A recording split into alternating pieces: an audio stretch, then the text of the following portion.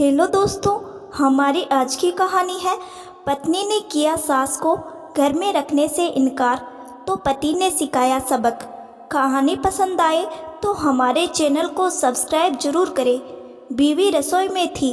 पति तेज आवाज़ में बोला, सरिता आज माँ आ रही है, मैं माँ को स्टेशन लेने जा रहा हूँ। इतना सुनते ही सरिता ने माथा सलवटों से भरकर कहा, ले आओ, मैंने कब मना किया है? तुम्हारी माँ लाओ या मत लाओ? मेरी माँ क्या तुम्हारी कुछ नहीं लगती? विवेक ने कहा। विवेक सरिता की आंखों से उसके हृदय को पड़ चुका था। गाड़ी की चाबी उठाकर बोला, देखो सरिता, माँ पिछली बार आंखों में आंसू लेकर गई थी। पूरे 4 साल बाद हमारे पास कुछ दिनों के लिए आ रही है। मैं चाहता हूँ सब हंसी खुशी रहे। पिछली बार जैसा कुछ नहीं होना चाहिए। पिछली बार जैसा क्या? सरिता आवेश में आकर बोली, तुम्हें क्या लगता है गलती मेरी थी?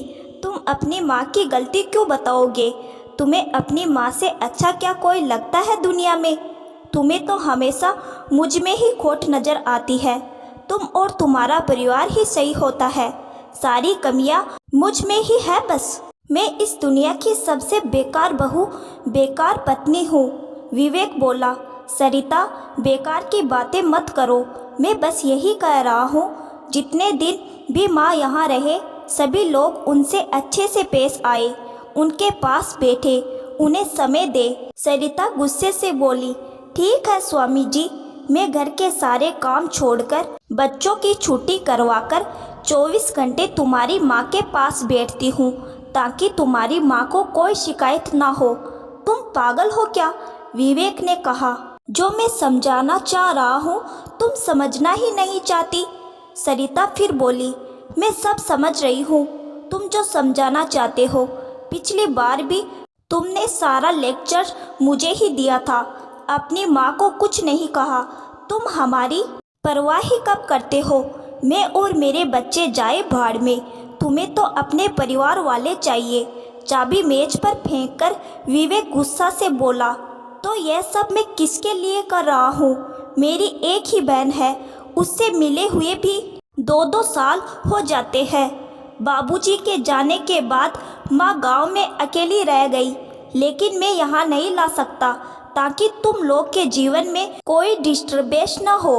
तुम कहती हो मुझे अपने परिवार वाले चाहिए। जिस बड़े भाई का हाथ थामकर इस शहर में आया था, जिसने सब कुछ सिखाकर इस काबिल बनाया कि तुम लोगों का भरण पोषण बहुत अच्छे से कर रहा हूँ, उस भाई की मृत्यु के बाद कभी उसके बच्चों को 2 पैसों का सहारा नहीं दिया, और तुम कहती हो मुझे मेरे परिवार वाले चाहिए।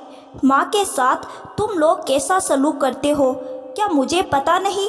सरिता ताव में आकर बोली, हाँ हाँ बोलो, मैं भी तो सुनूं, कैसा सलूक करती हूँ मैं तुम्हारी माँ के साथ, तो सुनो।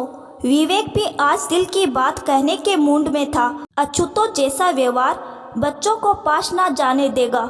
माँ को यहाँ आकर भी अपनी 2 रोटियाँ खुद ही बनानी पड़ती है, तो यह सब कुछ होने के बावजूद भी माँ को कई दफ़ा भूखा सोना पड़ा।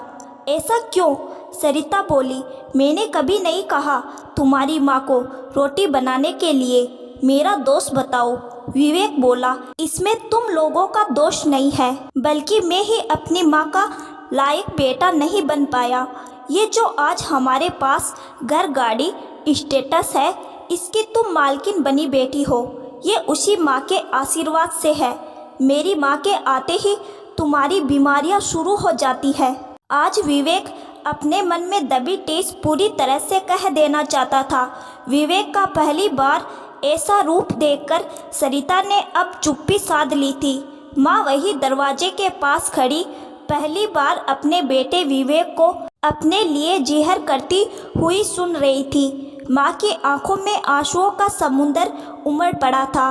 माँ ने खुद को संभालते हुए दरवाज़ा खटखटाया तो देखा कि पूरे घर में अजीब सा सन्नाटा पसरा हुआ है। विवेक ने अपने विवेक से सब कुछ बदल कर रख दिया।